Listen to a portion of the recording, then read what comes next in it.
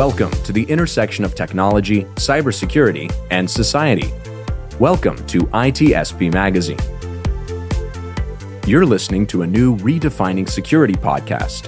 Have you ever thought that we are selling cybersecurity insincerely, buying it indiscriminately, and deploying it ineffectively? Perhaps we are. So let's look at how we can organize a successful InfoSec program that integrates people, process, technology, and culture to drive growth and protect business value. Knowledge is power, now more than ever.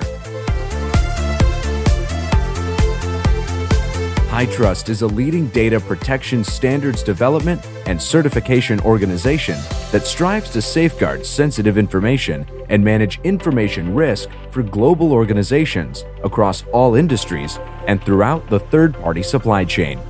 Learn more at hightrustalliance.net.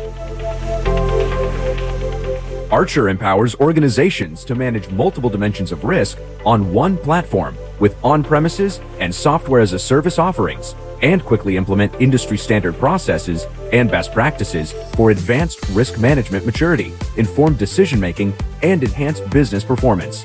Learn more at archerirm.com.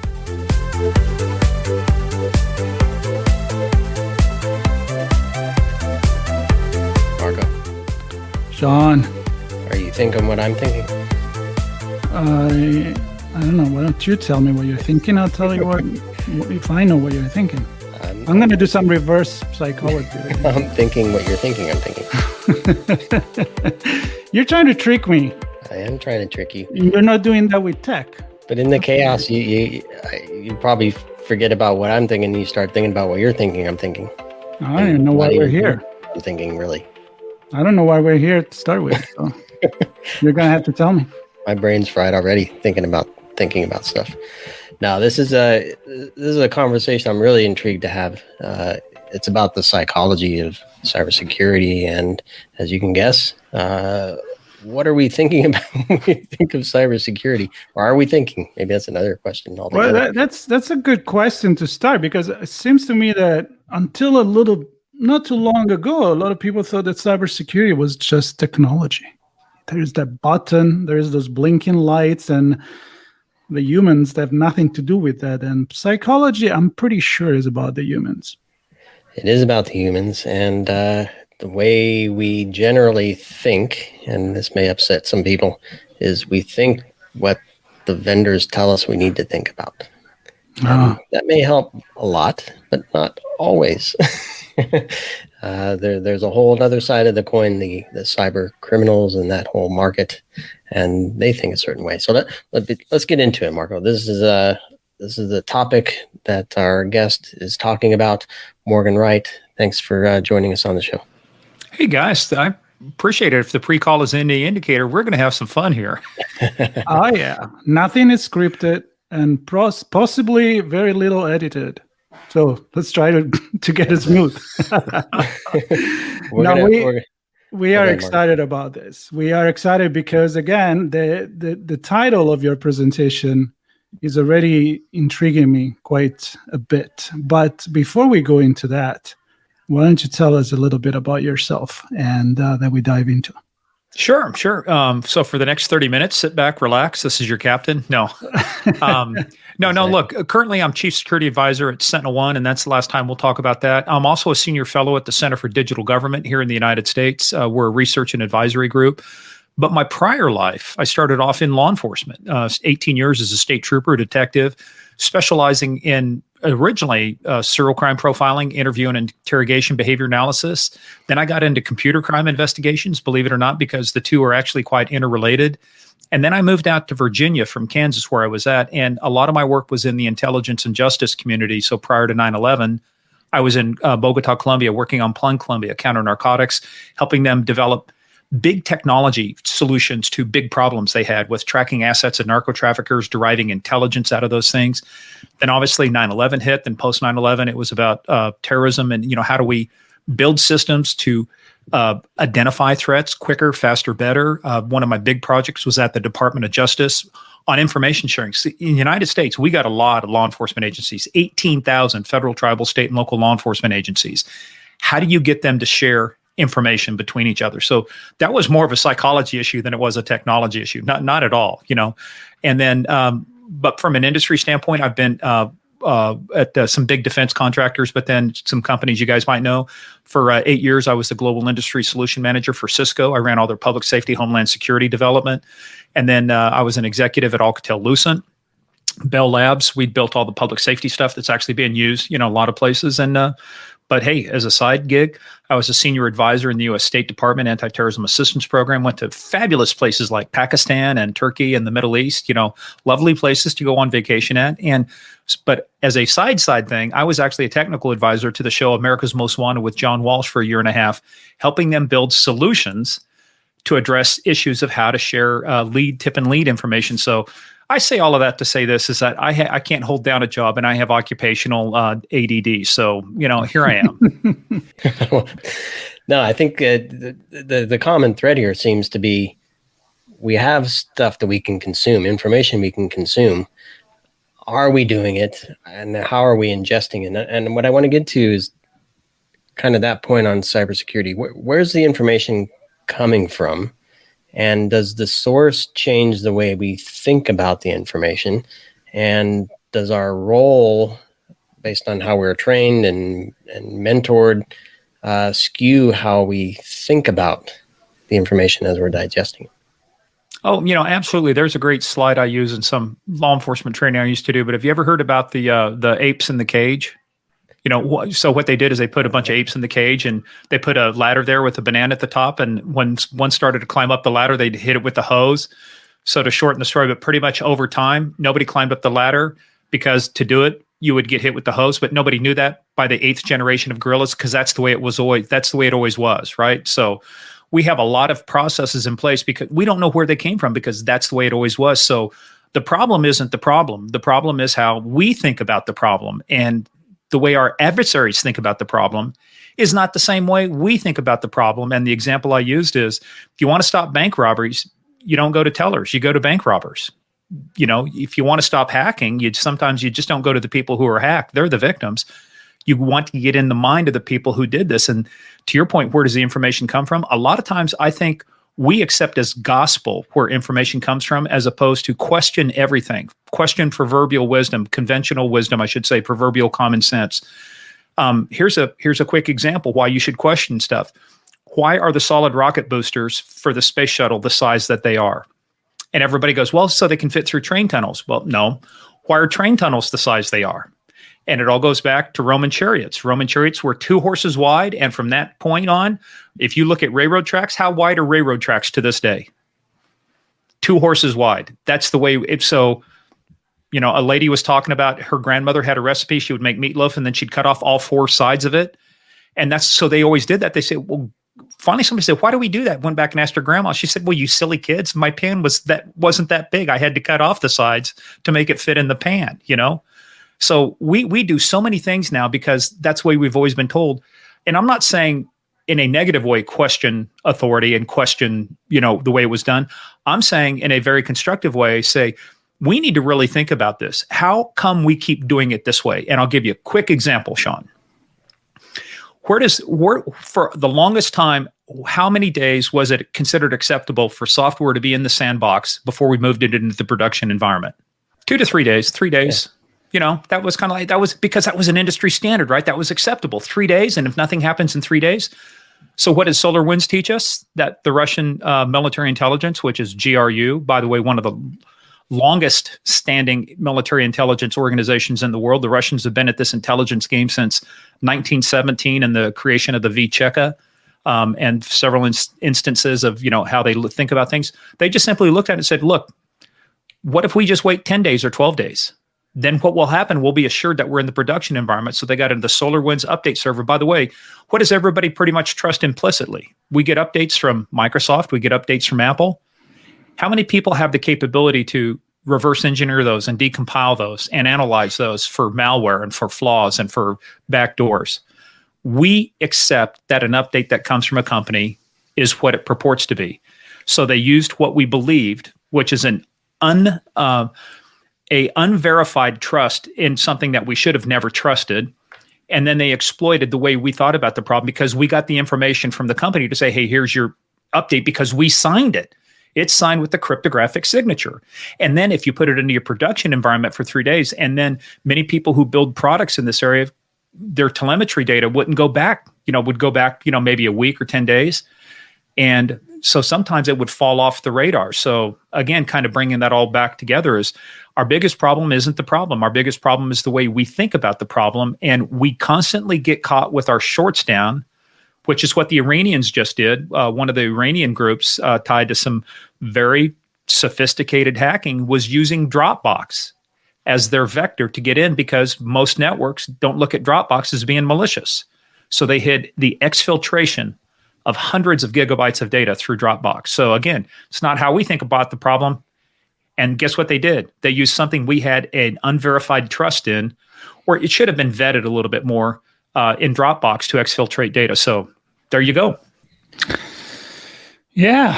I had 7 or 8 questions as you were going, and then I keep changing it because you just said something that make me think in a different way. But to be honest, that's the problem with this whole thing, in my opinion. Yes, it is the problem, and I think it is the solution, which is being able to change instead of get stuck into the usual way we think. Because as you said, the cyber criminal or the criminal, I mean, all your experience that you have are for a criminal is a criminal. So let's to get that right. It depends on the tools that you use that may qualify you to work in a criminal in a specific field or not. But the bottom line is that there is always that outsmarting or thinking outside the box. How do I rob the bank, right? You were making that joke before, right? How do you rob the bank? Given what you know, is there a flaw in the system? And so I'm going to use a peanut butter and jelly sandwich to share information. That's all I'm going to say. Yeah, you put like something to cut the bar in there. Well, no. Guess what? A peanut butter and jelly sandwich was just used by somebody arrested for espionage here in my area to hide a data card inside there and pass it off to an FBI agent. Guess what? They used psychology against the guy. He thought he was actually selling it to the bad guys. He was selling it to the good guys, acting as bad guys. Yep. And they didn't like strawberry peanut butter or strawberry jelly. Sorry. Tell you what, that's a flaw in tradecraft. If you use it, peanut butter, it can only be peanut butter and grape jelly. No strawberry. PBJs are grape jelly. Period. End of story. Full stop. Well, here's another proof that you got to think outside the box. You got to get creative. But my question, and I think is the core of your presentation, is why are we only now thinking that way? Why psychology now is so much more relevant than technology? I mean, you need both, no questions about it. But why have we believed, and Sean says is the vendor, but that technology would just stop everything without the need to think with a human brain? That's a good question. I think it all goes back to what people perceive the problem is, and they perceive the problem to be ones and zeros. The ones and zeros aren't the problem. There's hardware, software, and wetware. It's really the wetware, what we used to call the carbon-based life forms, behind the keyboard. Whereas you maybe heard that saying called PEBGAC, problem exists between keyboard and chair. That's the problem, right? So to go back to your point, Marco, I think because it's easier to sell something somebody can see, hey, I can install this, I can see it do stuff. It's very hard. It's kind of like awareness training, you're right, which is kind of an issue of psychology. You teach people, don't fall for these links, don't click on this. You can do some measurement, but it's very hard because it's not something I can see. I can show you a bill, a statement of work. I can show you a bill of materials. I can show you a software list or whatever it is. You're buying a hardware. It's easy for them to see because the other thing too is the problem is defined by people like the CISO or the CIO. So they say, this is our problem, as opposed to, now on the other hand, I don't agree that you need to let lawyers entirely define the problem too, because if you let corporate legal define the problem, they would make the solution so expensive because they would want to mitigate against every known risk. So I used to call the legal department the, sales prevention department because they would try and throw up so much stuff. But my point was at some point, and this gets back to what you're saying, Mark, you have to make a balance between what do I need from this side, from the technology side, But what do I need from the people side? And I'll tell you what makes the technology side more effective is if I have people on the people side thinking about the problem differently. And who used to think differently? My daughter is getting ready to do presentations for a company she works at. She gets to be on stage with 300 people. And I just simply asked her, I said, look, who was one of the best technology presenters, tech execs we ever had? And it was Steve Jobs, and he did his presentations differently. He thought differently about the problem. Nobody knew we needed an iPhone until we needed an iPhone. And now, how much is voice even relevant with carriers anymore? AT&T and Verizon, landlines? They're in the entertainment business. They buy Comcast and they buy Dish Network and everything now is about data and content. So to kind of go back to that, we have come full circle to the point of where we start realizing it. You can do a lot of awareness training, but let me tell you, people are a poor line of defense. People are a poor first line of defense. Look, even with the military, you're seeing now the use of automation, what they call lethal autonomous weapon systems. They're using AI to fly jets now, to fly drones. They now have drones that can actually swarm and attack based upon independent collective thinking that the swarm does to say this is an identified threat. So we're replacing humans. So it goes back to, we've taken humans out of the loop for too long and said it should all be about technology. But what we've missed is the human factor of that, which is what SolarWinds exploited. It's what we exploited with the largest black energy attack ever launched, which was the first one, which was by Russia against Ukraine. They took out 750,000 homes, 3 power stations, 2 substations. I mean, it's all about how they thought about the problem. And so, full circle on that, Marco, some of the best cyber criminals, and I don't mean that from a nice way. I mean, but the ones who are very good, a lot of them have their roots in as state actors in intelligence out of China, out of Russia, out of Iran, out of places like that. Why?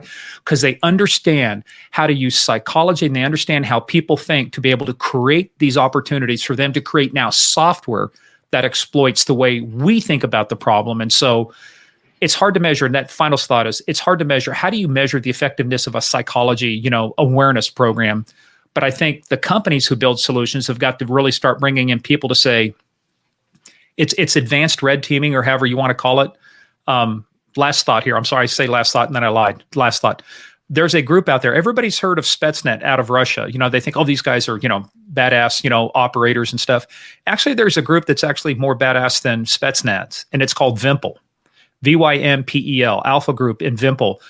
They use these guys to do red teaming on nuclear sites. And so you have the best and the brightest of the Russian military going, hey, we've designed all of these defenses. And guess what? Vimpel Group came in 15 minutes inside where they store nuclear weapons. 15 minutes is how long it took for these guys, because they spent a lot of time watching, observing, looking at the problem.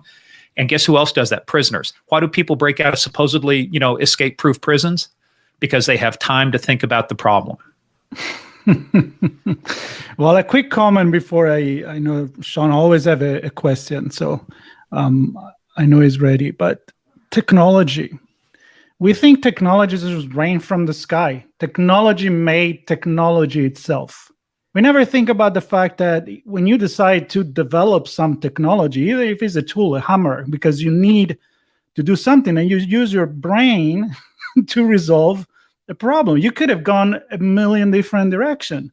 But my point is, our technology is made because of our psychology. So if you don't understand that, you're not understanding anything. So, Og the caveman, when he first picked up a stick or a bone and used it as a hammer to beat his neighbor with, one of the first crimes probably. Again, it goes back to, but I think to your point too, Marco, about artificial intelligence. Why is there bias in AI? AI is 100%, it works exactly the way you intend it to. The point about it is we unconsciously program certain biases in, and we don't realize is that if I'm a Caucasian programmer, I'm looking at things from a Caucasian point of view. And this actually happened with the facial recognition program. I can't disclose to you where it happened because it might involve national security. And we just talked about the peanut butter and jelly sandwich, and I don't want to get in trouble. But they said, no, this is foolproof. It works. And I should say, let me put it this way. 10 Asian people did was simply switch passports, and all 10 got through the, quote, foolproof facial recognition system. Mm-hmm. Yep. So I'm going to connect all this together with controls. It's very, when we get into security operations, it seems very tactical for me, outside looking in anyway. Mm-hmm. And there's this weakness or vulnerability. Let's block it with a control. We may be a little more strategic with, here's a policy and a process that kind of wraps multiple controls together, but it still comes back to a control.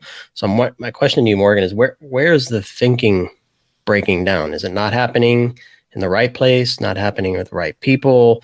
Is it not, I don't know, where's the breakdown in the way that we're thinking about this problem? I think the breakdown starts in the hiring process when we bring people on, quite frankly, because do we teach people from the moment they're hired as to, here's what we have, but we encourage you to look at it and say, is it the right thing? Is it the best thing that we should be doing? To your point, controls are Band-Aids. Controls, I have a problem, slap a Band-Aid on it, right? Well, that doesn't solve the bigger problem. It's like saying, well, we have a forest fire problem. Well, let's run out and put out every forest fire instead of sitting back and going, who's talking about fire prevention, or who's talking about clearing out brush, and who's talking about doing all the activities that are not sexy, that are time consuming, so that we don't have to fight this fire later.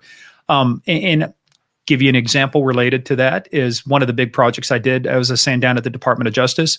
We were trying to figure out how to share information with 18,000 federal, tribal, state, and local law enforcement agencies. And everybody kept saying, it's too complex. How are we going to figure out all the things that we can share? And I finally said, I didn't say you idiots, because I was being respectful under my breath. I said, but here's the problem. None of those people that I was talking to in the room had been out in the field for at least 10 or 15 years and actually put handcuffs on anybody. So they had this hubris to think that I know what's best because I'm an executive and I'm at this level and I know what's best for us, whether it's on the technology side or the policy side or the business side. And I simply said, you guys are looking at the problem wrong. It's not what information you can share. It's what information can you not share. And it was easy. What we did is we took the whole universe and boiled it down to there are 8 things you cannot share. Sources and methods, personnel investigations, et cetera. There's 8 things. Outside of those 8 things, if it does not fall in one of these clearly defined 8 buckets, you share. It makes it very simple. They were trying to, I think what we do, Sean, is we overcomplicate the problem. That's where the breakdown is. And the other thing too, some of the best inventions came from people on long walks. Some of the breakthroughs came from DNA. A couple of DNA things came from 2 scientists walking and getting outside the environment. But take a look at today's schedule. The breakdown is everybody thinks it's a badge of honor to have a fully jammed schedule from morning till night. I've got meetings. I've got this. Well, let me ask you, when are people sitting back, just simply staring off into space, doing absolutely nothing and thinking about the problem? Ask Mark Benioff of Salesforce, where did he get his epiphany? It was swimming with dolphins. Mm-hmm. Ask the guy from Sony, how did he create the Sony Walkman? He was walking around looking at all the Japanese kids holding these huge boom boxes or stuff because they had no way to make stuff portable, right?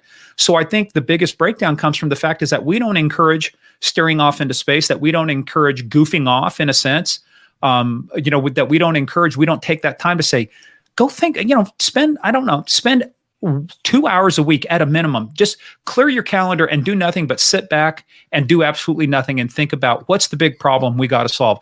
I think that's part of the big breakdown is that we have become too focused on how much efficiency can we extract out of people to the point of how much are we facilitating them to use their brain and think differently about the problem. And I'll tell one of the things I used to do with my folks, especially at Alcatel-Lucent Bell Labs, go to a conference that has absolutely nothing to do with what you work on. I don't care if it's knitting or crocheting or curling, or which I know is big in Canada, that and poutine. Go to a poutine conference. I don't care. Just go do something that is not within your normal bailiwick and think differently. I don't want to overuse Steve Jobs, but that kind of, but think differently about the problem and say, instead of saying, start going, well, what if we did it this way? So I think, again, come back full circle. I think the biggest problem is from the hiring process. We don't teach people to be independent thinkers, to think critically about the solution anymore. Instead, we expect them to be corporate drones and, hey, well, this is the policy and these are the controls. If that was the case, like the old saying is, if you keep doing what you've always done, you keep getting what you've always got. And what we've got now is an increase in everything from ransomware to breaches to attacks. So if all of this money and all of the stuff we're doing is so good, why are things getting worse? And, a lot of people in cybersecurity, they say, think like the adversary, and which is what you said at the beginning. When you're investigating something, serial killer, any kind of crime, you have to get in the head of the person that is perpetrating the crime? What motivate them, and how do they think different from you? And you mentioned Steve Jobs. Think different was one of his headlines, so that's nothing hide there, right? Now there's many other people, as you mentioned, that think outside the box, and those are usually the one that really revolutionize their space. And I'm space. I did use that word on purpose. Like in your presentation, you actually go with Elon Musk. Which is definitely another person that think outside the box. And I was curious what the reference is with cybersecurity and all of that. And I see you. So it starts with this. So have you guys seen this exercise? Is what? This is an 8.5 by 11 piece of paper turned landscape with 9 dots on it, arranged equidistantly because I have OCD. By the way, what's CDO? That's OCD in order. Just keeping you. So I used to teach people, especially from an investigative standpoint or an intelligence analysis, you have 9 dots on the page arranged like a square, 3 rows of 3. Connect all 9 dots with just 4 lines and do not lift your pen off the paper. And invariably, what do? They stay within the lines. They stay within the box, even though I told them this is a thinking outside the box problem. So to solve the problem, and I will show you guys. So to solve the problem, you literally go outside the box. Up here and over here. Let me get it in the... See over here? You're outside the box. Yeah. Here and here.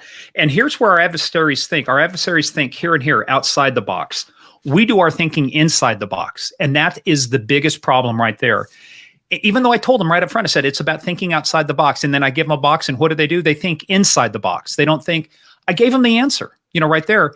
And so what happens is, the difference is we can think outside the box. We just can't act outside the box. That's where that defines the difference between law-abiding citizens and good people and cyber thieves, and criminals, right? To catch a killer, you got to think like a killer. I had the chance to interview Dave Reichert, who was the lead investigator for the Green River killer. 49 women were killed by Gary Ridgway that he was convicted of, another 2. You want to catch a serial killer, you can't think like a cop. You have to think like a killer. How do they think? So this is where behavioral science came in. This is where behavior analysis came in. And so to go forward to Elon Musk now, that was one of I just kind of came up with this on a whim. I was thinking, what could we talk about? And really, I thought about this just a couple minutes before I talked. I said, well, what can Elon Musk and SpaceX teach us about cybersecurity? So one of the big things Elon Musk did is he just didn't accept things at face value. What is the one big thing, the big difference Elon Musk did between everybody else who was shooting stuff into space? To reuse it. Reuse the rockets. Bingo. Until then, who else had reused the rockets? They might splash down or whatever. His was the first where he said, if we can fire it up, why can't we bring it down and land it in the same spot it took off from? Because then guess what? I don't have to build another booster. I don't have to build another rocket. I simply have to do some maintenance on it, prep it, refuel it. And now my turnaround time has decreased significantly from either that or having to spend billions of dollars building more stuff. I can now simply reuse. That's where the space shuttle came from, too. I was going to say that. The space shuttle concept was that. Yeah, and guess what? I have a little claim to fame on that because I went to a little high school called Chapman High School in north central Kansas, and the second space shuttle commander, Joe Engle, graduated from our high school. And so I'm dating myself, back in the 70s, when the program was being launched, we actually had Joe Engle come and talk to our class. And that's one of the things they talked about. They said, look, really, and he learned this from somebody else too, but getting to space only solves going into outer space only requires you to solve 2 problems: how to get up there and how to come back safely. Right. But you don't do the first one until you've solved for the second one. So you don't lift off until you know how to get back. But they're simply saying, well, why can't we just because simply coming back into the atmosphere, that's really, once you get to the point, it's nothing but one huge glider. So I think Elon kind of took that in. But the reason I say that is he thought differently. Is for too long, our terminology has been, how do we respond and recover to attacks? How many times you talk to somebody and say, yeah, we respond and recover? Absolute wrong terminology if you want to stop these attacks from happening. If you want to stop these attacks from happening, then you start thinking differently about the problem. You start funding the problem differently. You start funding the people who are thinking differently about the problem, and you start getting solutions that are actually designed to stop attacks and not just simply, that's like, most people, their definition of respond and recover say, we have a fire alarm that will tell you that your house has successfully burned down, and we'll give you all the telemetry and the details about it. It burned down most gloriously, comrade. I don't want to respond to a fire. I will if I have to, but what would I rather do? I would rather stop it from even starting. And if I can't stop it, I want to stop it from spreading. So why do we have sprinklers and stuff?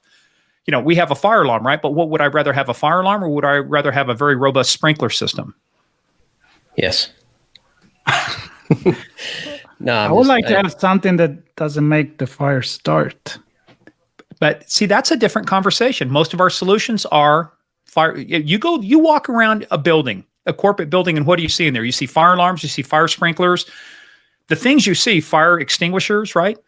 But it also gets back into then design of it, right? Have we designed buildings? So they started learning this with earthquakes, right? So you can't build rigid buildings. You actually build buildings that can counterbalance and that can move, that can detect sway and, then counter sway. And so many of the buildings being built now in San Francisco or other places have to have those things in mind. Why? Because they got tired of rebuilding buildings. All it takes, if you have an oak tree, all it takes is one crack and that oak tree is worthless versus, again, it's an old overused thing, I know, but it's the willow, right?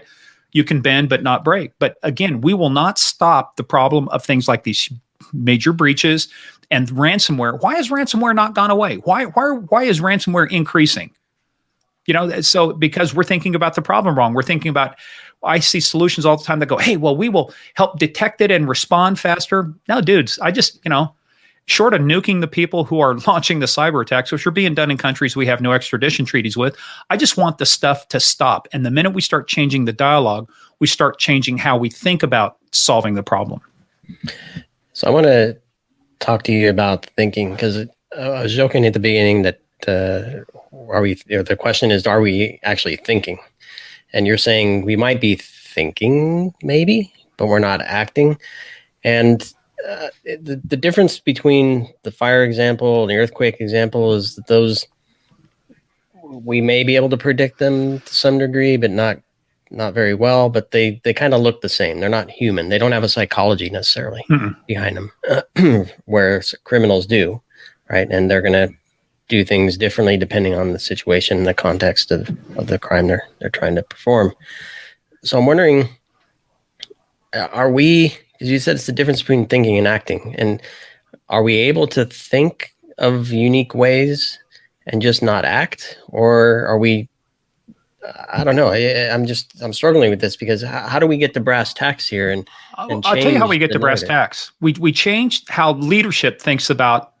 Here's the problem for too long. And I used to realize, especially when you work at a place like Alcatel-Lucent Bell Labs, where you got people, historic Bell Labs that invented everything from the transistor to the fax machine to the cell phone to Unix and stuff like that. Truly smart people. You've got to get people in leadership positions that realize if you're the smartest person in the room, you're the dumbest person in the room, because you need to be hiring people smarter than you. My goal was to make sure I was the dumbest guy in the room. You know why? Because there is no way I can solve these highly technical problems. However, though, one thing I can do is I can sit back and I can look at the problem differently than they do. And I can say, have you thought about this? Have you thought about this? So, for your example, to kind of get back to your example there, Sean, the difference between thinking and acting. And a lot of times too, we penalize people for acting on their thinking. It's like, well, that's not your job. I'll give you a great case study. Go take a look at the great fire that happened over in the tube system in London. And a lot of that fire was allowed to go on and act. You know why? Because the person who reported, he was told, that's not your problem. That belongs to another agency. It's not yours. Don't worry about it. And that fire was allowed to escalate inside underneath a set of escalators and stairs. And this turned into King's Crossing, I think it was. Huge fire, killed a lot of people, and it could have been stopped except for the hubris and the arrogance of some people in leadership that thought they know better. Just stay in your lane, bro. I mean, I get tired of hearing this. Just stay in your lane, bro. I'm not talking about doing your job. I'm talking about, if I can think differently than you, and if I can see something you don't, why don't you just take that? But to your point, and I don't even think we're doing enough of thinking. We're not teaching people to be independent thinkers. I hate to use this example, but there are certain events that happen sometimes to where we want mass conformity. Well, you just need to think the way we do. You need to think the way society does. I just go back to Steve Jobs. If he had built, a phone like everybody else wanted, it would have had a stylus, it would have had a plastic keyboard, and we never would have got the iPhone. Go back to even Henry Ford. What was his famous line? If I asked people what they wanted, they would have said faster horses.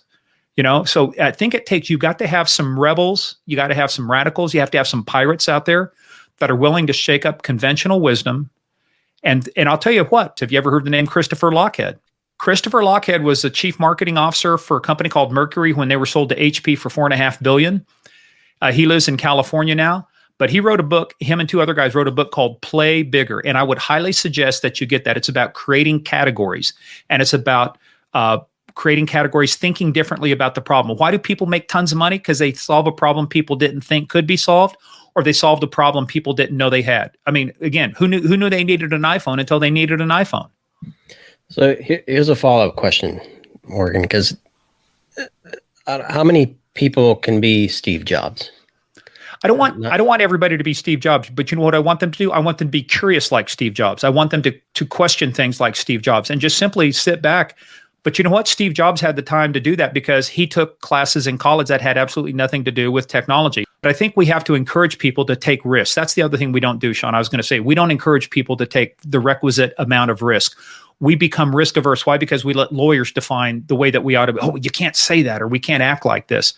Well, there's an old saying that goes, rarely, well-behaved women rarely make history, right? The women who have made history have been the Amelia Earharts of the world, or the Roosevelt, Eleanor Roosevelt, or the other people. They took risks. Rosa Parks sitting on the back of the bus, sitting at the front of the bus instead of the back of the bus. She took a risk. She changed history because she was not willing to conform. I think we've got to stop this mass conformity. We've got to start teaching from grade school on people to be independent, critical thinkers. I think much of the problem we have now is we don't have more Steve Jobs. You know why? Because we're told if you don't color within the lines, how many people got marked off in grade school for coloring outside the lines? So potentially controversial question. Maybe not. I don't know. The role of technology here. A lot of the algorithms and new ways of building technology is to help us automate stuff. Because as you were talking earlier, I was thinking we're just robots. We may think differently, but we're acting the same always over and over and over. And we're building technology, investing in AI and ML and automation to do the things that we already know how to do. Would a better investment be made in technologies that think differently for us?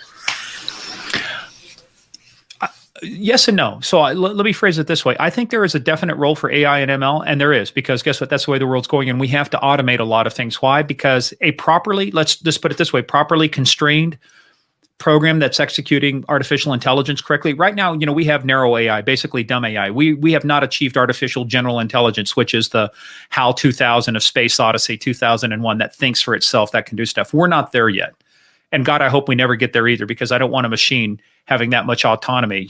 Now we have Skynet, and Arnold coming back from, coming from the future to kill Sarah Connor. But I think we have to realize too, what are the limitations of humans? Humans, think about this. Let's talk about just from a ransomware attack, right? Say that I could do two things. One is I could have a human take a look at something and going, oh, I see files being encrypted. Oh, I see this happening over here. Okay, here's what we need to do. We've got to now remediate this. We've got to do this. By the time even a human thinks about it, how much ransomware is spread throughout the organization? You're screwed at this point, right? Versus if I can automate things to say, recognize things in milliseconds to say this is, and the thing we got to do is quit looking at patterns and behaviors and start looking at here, basically, let me rephrase that. We've got to quit traditional antivirus is dead. Why? Because I need a signature. And if I don't have a signature, I can't match it. Well, by the time you get a signature, it's already out there, right? So we have to get back into looking at behaviors. What's a good behavior? What's a bad behavior? And we've got to start doing better at recognizing those things. So I will say what we need are more humans on the loop. So there is this thing called the OODA loop. And most people don't realize where the OODA loop came from. And the OODA loop actually came from the Vietnam War. Colonel Robert Byrd created this because we created the world's most advanced fighter jet, or so we thought. It was called the F-4 Phantom. You know what the F-4 Phantom did not come equipped with as standard equipment? Machine guns. Oh, yeah. Every fighter plane had machine guns up to that point, and we were getting shot down. Why? Because we lost our skills, because we were just firing missiles. We lost the ability to engage in air-to-air combat. So observation, orientation, decision, and action. He came up to that and said, this is how you've got to get inside. If you want to defeat the adversary, you've got to get inside their OODA loop. You've got to make them start responding to you as opposed to you responding to them. So I think what we need are more people to start thinking about problems differently. It's the same smart people. We just got to get them thinking differently about the problem. My point is, I wasn't the smartest guy in the room with all of those executives at DOJ. I just thought about the problem differently. They were trying to define everything they could share. And I said, let's just define what we can't share. I think that's a much smaller universe. And our problem was solved. Now, being a consultant, I kind of screwed the company out of a lot of money because we could have spent years just defining what you could share, right? But no, the point is to be effective, what's the real solution to the problem? So I just think too many people are selling too much stuff because they want to make it complex. They don't want you thinking for yourself, to your point. I get tired of hearing companies say, well, you got to do it this way. No. What we need to do is figure out what's the outcome you really need. And if we're not the right solution, then you shouldn't be using us. If we are the right solution, then absolutely you should be using us. But I think we just don't have enough people in leadership positions anymore that are willing to buck the system, that are willing to say, look, I'm going to tell you something right now. I mean, I don't know. I mean, I can't tell you I know Elon Musk or Steve, and I will tell you Steve Jobs didn't suffer fools lightly, right? But if you challenge Steve Jobs and you were right, the one thing I do know is that, okay, but a lot of people were afraid to take on the Steve Jobs, and there's not, or the Elon Musk or the, Jeff Bezos. But again, to me, it just simply goes back to the problem isn't getting hired into the industry. The problem is, what are we teaching people right now in schools that grow up to be these folks that end up being the ones that are working on these problems? And if you've been taught all your life that red is green and green is red, dude, there is no amount of conversation I'm going to have with you that's going to get you to change your mind 20 years later after that has been beat into your head for 20 years. War is peace. War is peace. Well, or as Clausewitz said, war is just continuation of politics by other means, Yep. Well, if you hear that long enough, then you don't think in a different way. And we desensitize people, to your point, Mark. We desensitize people as opposed to saying, no, there's a point to where you salute smartly and you say, now I'm part of the team. But especially behind closed doors, leaders should be encouraging people to have a different point of view. What is your point of view and why do you have it? And we got to teach people to defend their point of view, to say, this is my point of view and this is why I think it. Do the research. Just don't say, I found it on Wikipedia. Do your own research, come to your own conclusions, challenge this thinking. And then when somebody says war is peace, you can go, no, I disagree. And here's why. And then having somebody who can articulate their reasons why they disagree with you. I think I found the issue. What's the issue? Well, and it goes back to the thinking versus acting. I think I'm with you, Mark Morgan, in that people are able to think, but then they're said, well, told that thought doesn't fit within the constraints that we have to operate within.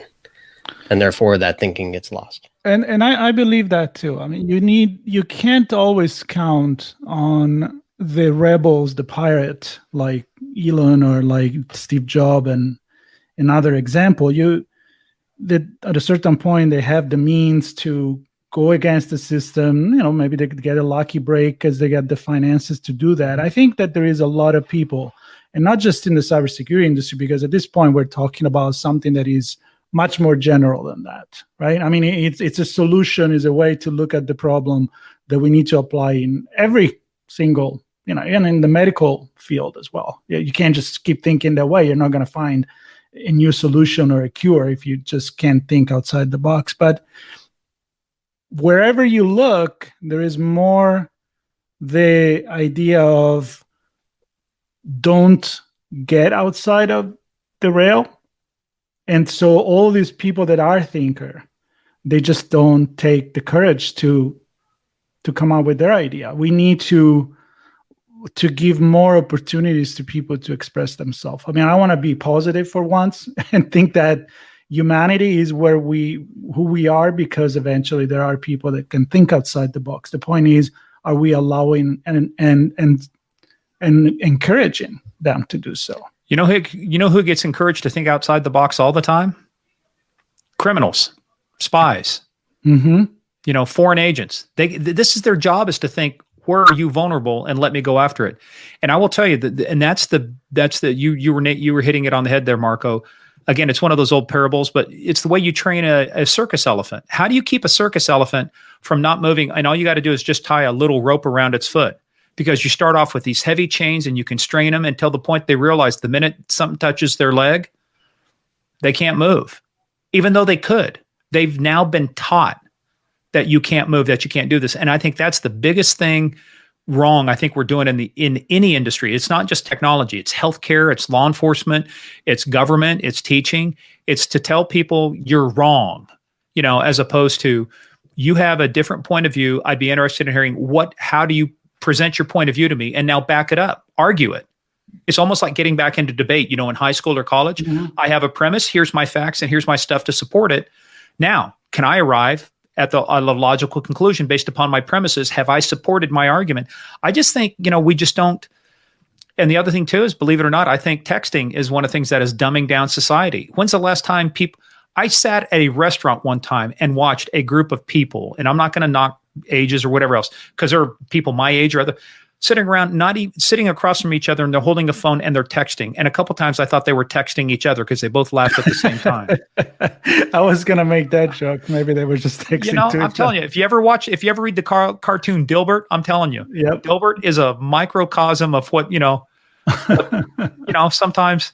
But, the other thing too is we've got to laugh at ourselves. You can't take yourself too seriously. But I really think it starts with how we're not allowing people to think anymore. And especially, you should be rewarded not for being a disruptor and not for being a flagrant rule breaker. But again, sometimes it's kind of like, if you can articulate why you're doing it and your intentions are good, I would hold somebody in higher regard than somebody who just flagrantly broke the rules because I felt like it. Well, why did you do it? Well, look, we were wrong. Here's why we're wrong. And you lay it out. Hey, I can respect that, but I just think, how many people anymore take the time to do their own thinking and their own research?